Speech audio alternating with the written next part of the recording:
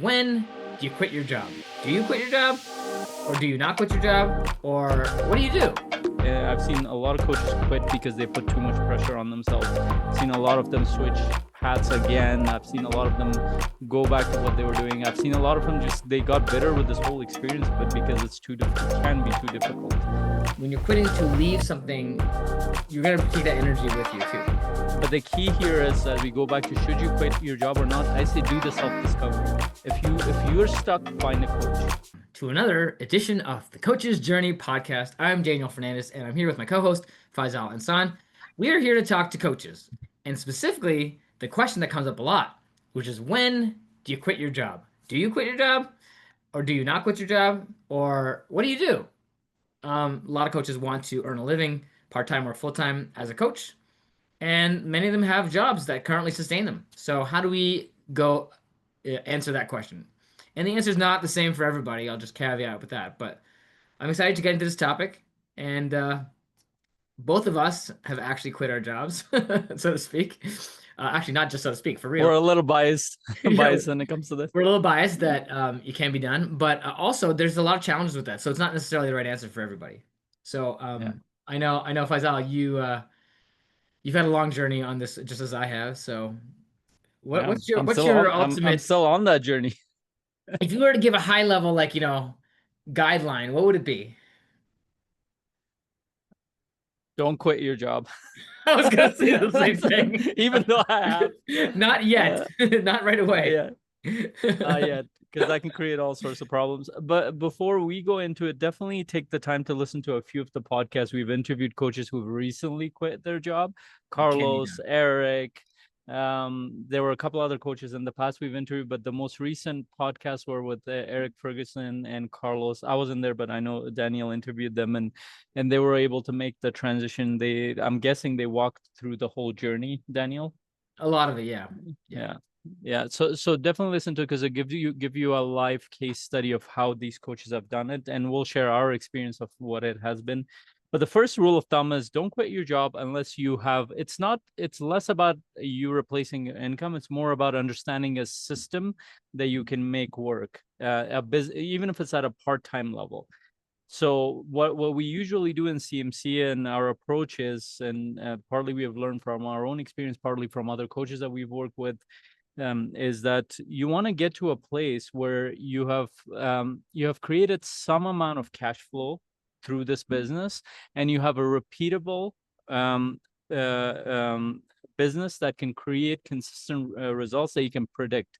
It's predictable, it's repeatable, and then the easier part becomes, it's never easy to quit the past whatever you're doing, but let's say you get to a point where you have part-time income, and you know how to create clients, and you know how to grow that, or at least you have a good idea of how to grow that, then it becomes a much easier decision to say, okay, I'm going to part with this job security, and I'm going to focus on growing this because the upside here is much higher.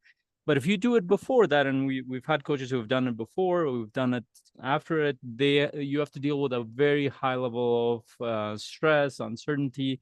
Some people can handle it, but those are more exceptions than rules, I would say. I've seen a lot of coaches quit because they put too much pressure on themselves. I've seen a lot of them switch hats again. I've seen a lot of them go back to what they were doing. I've seen a lot of them they got bitter with this whole experience of it because it can be too difficult. Yeah. But if you do it right, this can be it can work out very well. But the key is creating a system for creating cash flow, because if you can create it at any level, you can always grow it, but it's hard to create the initial piece of it, put the initial systems in place before you grow it. And most people are like, well, no, I'm gonna quit it now because I have an idea of being a coach. That doesn't work. Yeah, quitting on an idea is different from quitting on cash flow, right? But I think also one of the reasons people want to quit their job because they're not in a good place in their job. Either they hate their job, or they don't want it, or they don't like it, or they don't like the dependence, or whatever it is you don't like about your job. One of the challenges that people do is they just want to quit. And the coaching is the thing they are excited about. But when you're quitting to leave something, you're going to take that energy with you too. Because you have, lived in this environment for so long. And so sometimes there's a great reason to just cut ties.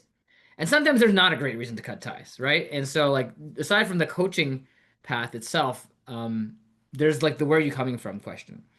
And like what is your current reality? And I remember back when I was at G, this is actually maybe share a little bit about the origin story of my coaching itself, because I was at General Motors for a long time and a couple of years, and I was just like working really hard, and like it was just really really stressful.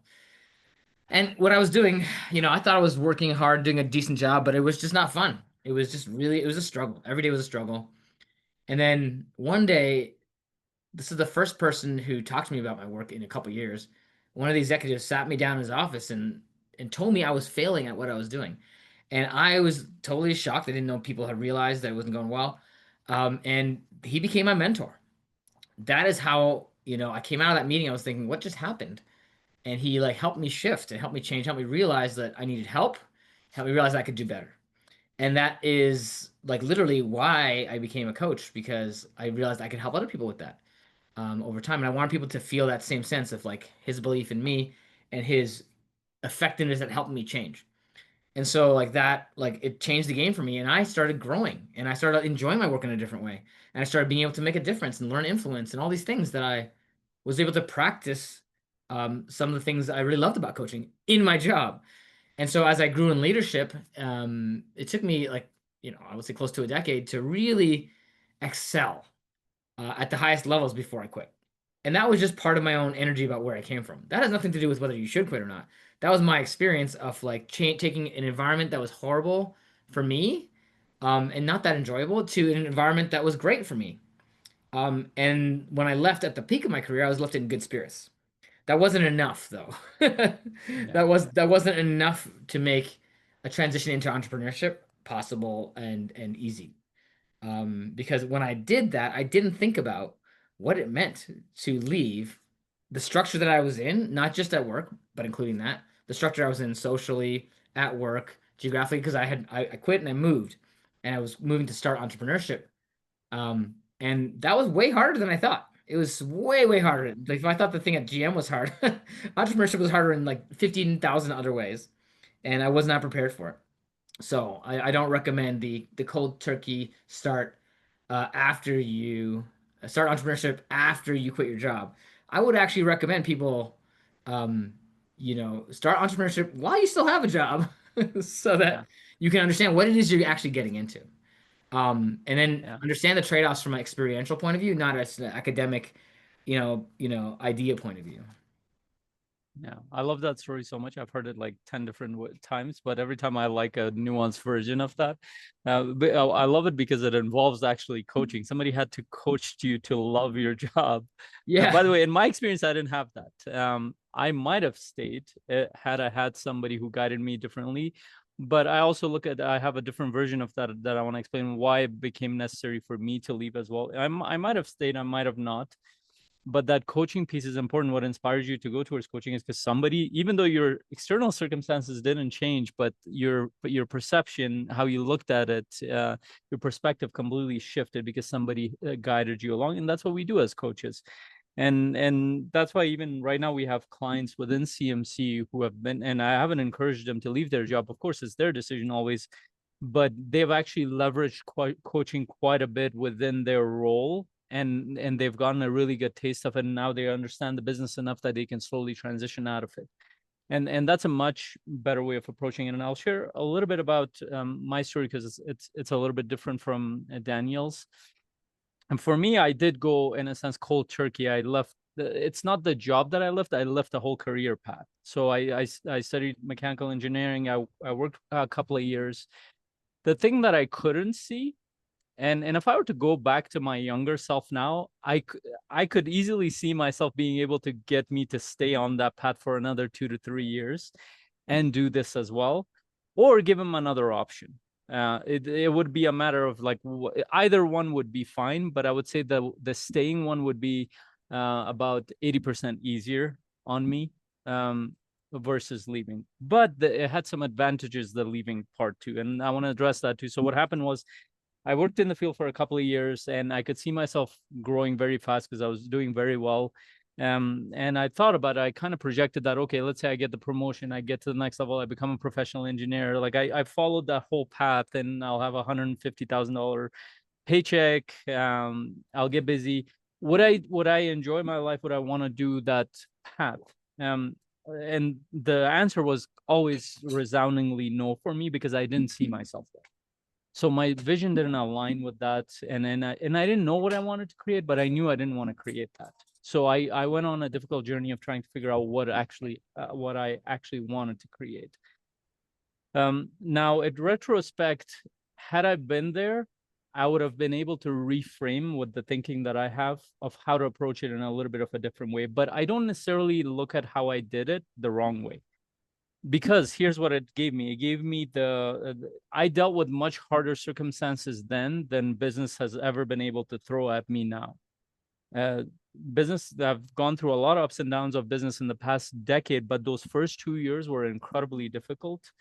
Yeah. And I was taking care of my family at that time. I went cold turkey. I started, and I did go towards a job, but it wasn't like a career path. I started driving Uber, and I've shared this story before, so I won't go into detail. I started I took on a temporary job, which I stuck to for a good 2 years before I transitioned out of it, while I was trying to build the business. It was a lot of chaos, and I learned a couple of things about myself, and that was the key for me, was that it pushed me to understand what I was made of, in a sense. Like I put myself in the extreme situation in terms of a career path, providing for my family, all that stuff. And what I realized was that, you know what, I can manage a very high level of stress and chaos, a very, very high level of it. And that actually gave me the ability to take bigger risks that most other coaches couldn't, while I was taking care of a lot of things in the process. So it taught me a lot. So I would never tell people, no, don't do this, because I don't know you and your situation, and nobody can actually tell me how to be. Even if I were to go back and coach my younger self, I would still give me those two options, and that younger self will have to decide which option works best. And he might, and I'm not so certain that I would pick the easier option, even now. Yeah. So, and I want to highlight the fact that nobody else knows. It doesn't matter if it's us or a coach or a mentor, what you are or who you are deep down, what your vision is for your life. You will have to make a decision on the trade-offs, and the trade-off for us is, for the next 2 to 3 years, we literally did not go out. Our life was very minimal. Like, it is, we're not talking about a week or 2 weeks. Like, we lived in, and my wife always says, we lived in below poverty. Austerity mode, right? Yeah. So we just, and like, we had to say no to so many the things going out. And a more brutal way of saying this, Alex Ramosi says, eat shit for a few years until you you can do better. Yeah, it's funny that you mentioned that. I'll let you finish, then I'll share like my insight on that. Go ahead. Yeah. So, but even though, like, I'll tell you this, my biggest expense was food at that time, because even at that time I was trying to eat organic. We were trying to eat good food, but like, we were living, at some point we were living with other family members, and we were not, like, we were basically, everything we had to manage, like, little by little, and we had to work through debt, so many things. But it taught us a lot as to how to appreciate the little things. It taught us a lot about, like, managing on very little. That's, I think, part of the reason why we can do a lot more with, we at the level my business is, most other people wouldn't take the risks, in terms of lifestyle and other things, or even in business. But I can, because I've lived through I feel like, through the worst of it. And now I have better skill sets, better awareness, better network, so I can do a lot more with that. And even just the fact that we're on the road a lot of times, dealing with unfamiliar circumstances, discomfort, and that in itself is, I think, connected to a lot of the decisions that we made then, because our lifestyle is very uncertain a lot of times. There's a lot of unpredictability that comes with it when it comes to work. Today I did a session on gratitude and joy for my community, for my other community outside of CMC. And I literally turned the camera around, showed the chaos around me. Like, what I'm grateful for, that even amongst all the predictability and chaos, there are garbage bags there, there's chaos here, You want to and show we're us? You trying can to show us. You can show us. sure, it actually hasn't changed since then. Well, first of all, the beautiful view, I don't know if you can see the mountains in the background, Love it. but look at the mess. that I have to sort Call that out. a And mess. You should see my house. I have two kids under uh, 4, so you know and I got two this is garbage bags that's piled up that's behind me. beautiful. I love this. There's a bunch of us behind me, and you have kids too. So there are, and right after this, we have to pack and go to and we don't have to. We get to. We've decided to do this. And then tomorrow we're moving again. So, and also I have to manage a team. I have to manage two businesses. I have to, like, all that stuff. I get to do that, but the fact that I can be grateful and joyful is because I've gone through the extreme of it. Is like, what I mean, what else could life throw at me? And of course, then there's other challenges: life, death, family, health, and other stuff that I've learned through. But the key here is, as we go back to should you quit your job or not, I say do the self discovery. If you're stuck, find a coach. And that's the key. This is why we say coaches need coaches. Is if and it was a mentor that helped me out a lot at that point. I didn't do it just like you had a mentor. I went through an experience who completely and actually this was a big reason why I made a different decision. The reason why I made a different decision is because that mentor of mine gave me options and choices, but he showed me trade-offs in the process. It's like, well, if you go on this path, you're going to be dealing with all this hardship. If you go on this path, you're going to be doing this. And what would be, what do you think will work out well? And then I kind of followed that through in my mind, and I realized, you know what? If I went the easier path, even though that would be have its own hardships, I would be okay, and I will start this later on. But I feel like I would regret something in the process. So it was more of an instinctive feeling, and in retrospect, it was the right decision to move in this direction, despite the difficulties. And then to this day, after a decade, my wife and I talk about, like, if we can work through that, we can work through anything. And yeah, so again, and the reason why we're sharing these stories and perspectives is that you understand that your path is going to be unique, but take some of these variables into account, because there are multiple people who have gone through this process. I'll stop right there. There's a lot more to share, but Yeah, there's something about what you said around deferring a decision. Can't you haven't you had an instinct that you would regret that in some way or form, and it wasn't clear exactly what it was, but like I think even though I quit my job and like was like at lost at sea for a while, it's never too early to start entrepreneurship if that's what you want to do, because it takes time to figure it out, and like by the time you decide to do it later, all that time figuring out, you have to start later. And so there's a point at which it's too late to start entrepreneurship because you're dead, but or whatever reason, yeah, right? But it's never too early to start. It doesn't mean you have to be 100% full time to it, but entrepreneurship, if you have an interest in entrepreneurship, starting sooner is, it's never too early, I think. And part of that is like, if you don't start it now, you may never start it. Kind of like that's the feeling that I got. And the way that I got to entrepreneurship was really interesting. Like, I wanted to become an entrepreneur most of my life, and partly because my dad told me stories about my my grandfather who had his own little store as an entrepreneur back in the day overseas. And I realized like subconsciously you could do that. You could do your own thing. You don't have to get a job. Although the narrative that I thought was like, I have to get a job. So I did get a job. And I love my job eventually. But when I quit my job, it was like a, it was like a binary choice because I had a relationship with the person who became my wife at the time, who lived in Chicago, and the relationship I thought was great, but it wasn't really going anywhere from her perspective if we weren't co-locating in in proximity, because just long distance relationship wasn't going to work forever for her, and she was really clear about that. And so I had to make a choice about what was important to me, and I did eventually make that choice. One was, entrepreneurship was something I wanted to pursue. Two was I, really, wanted to pursue the relationship with this woman. And so I did both at the same time, which means I had to move. And so not only was I in the sea of entrepreneurship all alone, but like I did not have my community. I did not have all the things that I were familiar. So I changed everything at the same time instead of changing one thing. With having a little extra stability. So I was like totally lost. And as this was happening, my wife got put on a crazy project, and so we never saw each other. So I moved to Chicago, and we barely saw each other for like months, just because of the nature of what was going on in her life. And so I actually thought for a long time I made the biggest mistake of my life, and I would have to move out and go figure out my life without a job. And And so like I had all this going on in the background. And so eventually we did figure it out, obviously, but it took me a long time to get my bearings, both as an entrepreneur, also as a person living in a new state, a new city, new level of the relationship. I mean, everything was different. And so I would ask people to consider like what is going to change and what is not going to change, and get really clear and and intentional about those things, and create those Yeah. spaces in your life for what will stay the same so you have some stability, but also what's going to change so that you know where to focus. And getting support, like the biggest mistake I made was not really having any support.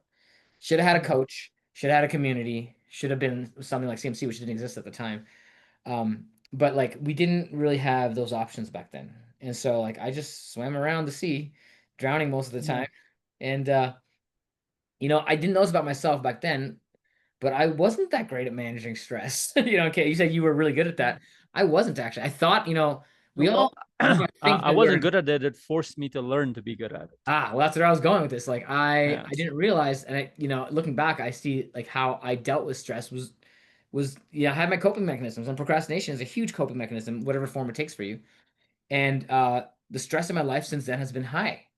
But I've gotten better at handling and managing that stress and that level of uncertainty. And honestly, I'll like the level of stress and uncertainty in my life, maybe it's 10x what it was then. I'm capable of handling about 8 to 9x. So it's still a little higher on the threshold. So I get overwhelmed. Yeah. And last week I got particularly overwhelmed, and I was not getting enough sleep, and I started getting sick. And so like that just is a vicious spiral, but like part of that is being able to handle the level of stress that Huh. your life is set up for. And I've set up my life for a lot of stress. But Yeah. for the most part I can manage it. But sometimes it's just not, my skills aren't there. And so I think knowing that, like, even if you can't handle an intense level of stress in entrepreneurship, you don't have to have it be intense. You can figure out, like, okay, so these are the stresses that might happen. If you have a coach or a community like CMC, we can help you through that stuff and help you know what to do, what not to do. Because the other thing I didn't know was I didn't know what to do. Like I was busy like doing all the kinds of things that made sense to me at the time with having no experience. But Yeah. experience is like it's easy to look back and be like, "Oh yeah, well, definitely shouldn't have been working on my business card for that long." You know. Yeah. So, yeah, it's just like the level of stress for me was very, very high, and I did not have the skills to cope with that, and did not have a plan in Yeah. place. And didn't, and the other thing that you made me think of in your story, Faisal, was like you had a very high necessity living in Yeah. austerity, whereas I had the opposite. Like my wife had a great job.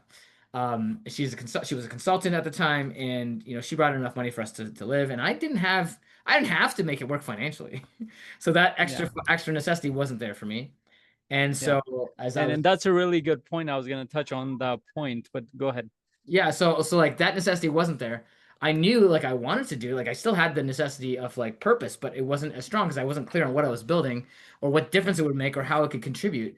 And so I just like had this idea of coaching or of entrepreneurship at the time, and also coaching eventually, but Yeah. like I didn't have a deeply rooted mission in my heart that was driving me, like at least some kind of vision of the future, even if it was vague, you know? Yeah. Yeah. And that would be the difference in our stories, because and that's a consistent difference I've seen. And that's the downside of going slow and going bit by bit, is if you don't have a high necessity to shift. I've seen the opposite, where even though we're telling you that, okay, get your job in order and everything, but there's something to be said about burning bridges. Yeah. Now, do this intentionally, but what the reason why I got pushed more into this is because I did burn the bridges, and You mean the not only boats. You that. mean the boats. The boats. Yeah, the boats, sure. Yeah, There, I've seen a picture around the bridge too, but okay, great. The boat, burn the boats. yeah, yeah. I know what you mean. So burn the boats. So the and also on top of that, my wife didn't at that point I was a sole earner as well, so it pushed me to make like I was You're forced forced. by the choices to even then it was hard. Like I still did a bunch of stuff that didn't work, but the iterations happened faster because I had to figure it out. Yes, my iterations took so long because I didn't have to figure it out, I think.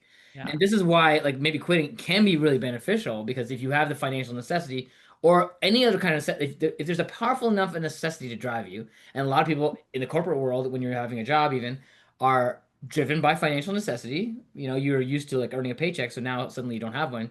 You're gonna need to figure it out. So you can leverage that necessity when you quit. But whatever the necessity is, you have to have a strong necessity to make it work. If you don't have that strong Yeah. necessity figured out or driving you, then you might be quitting a little early, right? Until you have Yeah. those necessity, and you know how to generate necessity within yourself is another question, right? Yeah. Like if you have this powerful desire and drive, but you don't have that necessity, and you can insert that necessity into your life by engineering your life to create necessity. If you don't have that, it's gonna be a lot harder to take the actions Yeah. you need to take, or to even to like take the experiments you need to experiment with. And I, over the years, I've had both kinds of clients as well. And actually, about 80% of my clients are those who don't have the necessity, survival necessity, because they have really good jobs, really good career paths. They could pretend, they could easily say, you know what, I'm done with this. I'm going back. I'll learn to love my thing. And I pushed them towards that a lot of times. I'm like, well, why are you doing this? So you have a pretty comfortable job. And then what comes from the opposite of that is that what they're seeking is a sense of purpose, a sense of fulfillment that they're not, and no matter how you go about it, they're not gaining it from that job. And my first instinct always is, can you find that joy, gratitude, connection, fulfillment within the context that you are? Because you can a lot of times. Yeah, you can a lot But of the time, not all the time, but a lot of the time. a lot of times you can't. And what ends up happening on average is that my clients end up finding that where they are, but they also find a bigger sense of purpose and vision and mission. And so they go towards entrepreneurship as a medium, but they actually start to enjoy their life a lot more. And then a Yeah, lot of people think that they need to be miserable in their life to have a high necessity. That's not true.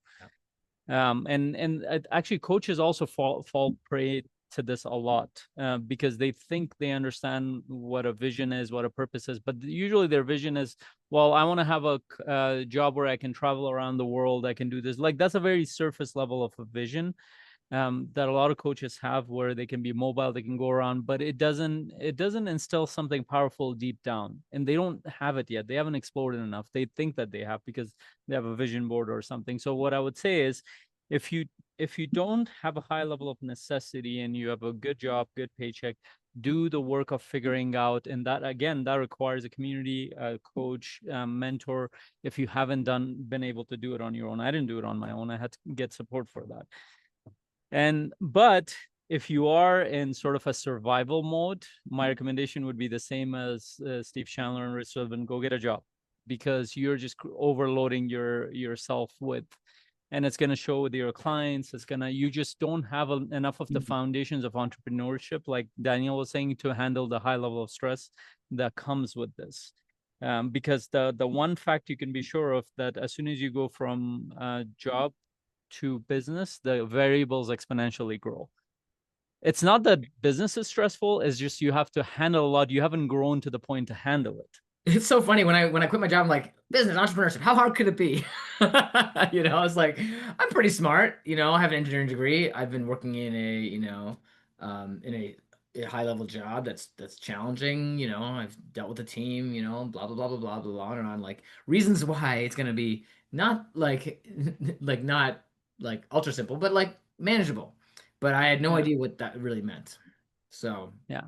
Yeah, so take these to heart, and if you don't know how to answer some of these questions, there are gaps. Definitely join our free community. Have a conversation with us, because we've worked with a lot of coaches who've gone through this journey, and we've gone through the same journey. And the reason why CMC is here, just Daniel was alluding to, is because we needed this about 5-6 years ago. Like, it helped us shape our path as coaches, because we ended up getting a community. We started coaching each other, we started supporting each other, and it took us on a journey. We realized a lot of this kind of support was not available for coaches, specifically by coaches in a community.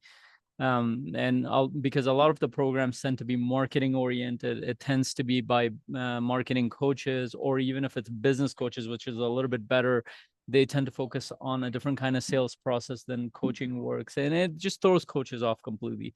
coaching And is a all you have to different do is, different business product. yeah, different. And all you have to do is ask, like, just, it's one of those things, because it's a mentoring relationship. Ask those who are supporting you, have they built a business like this? If they have not, it's not the same as coaching, because you can coach somebody that, yeah, who might be a lot ahead of you in terms of business and other things, but it's hard to mentor somebody who haven't lived that life, who haven't built that business, because there are elements of that you cannot do, or you will not see that, you will not know what questions to ask, which way to direct you. You'll always kind of direct people the wrong way. So even if you don't work with us, find a coach who has built a coaching business very similar to yours, a mentor who's done that, and find a community where there are people either behind you, close to you, and ahead of you, so you can get the full experience of it. We'll leave it at that. Definitely share this with a coach who needs to hear this. I'm sure you're around other coaches who are frustrated with not being able to get clients or go part-time or full-time. We're happy to support them either through this podcast or our free community or our paid programs. And if you are wanting support from us, join our free community, cmc.coach. You'll get to join our Facebook group, and you can send us a direct message, and we'll support you. Yeah. So we'd love to make sure that your unique gift in the world as a coach is not lost because entrepreneurship is too hard. Yeah, for sure. And we'll see you next time. Make sure you share and like this video or post. We'll talk soon. Take care. Bye. Bye.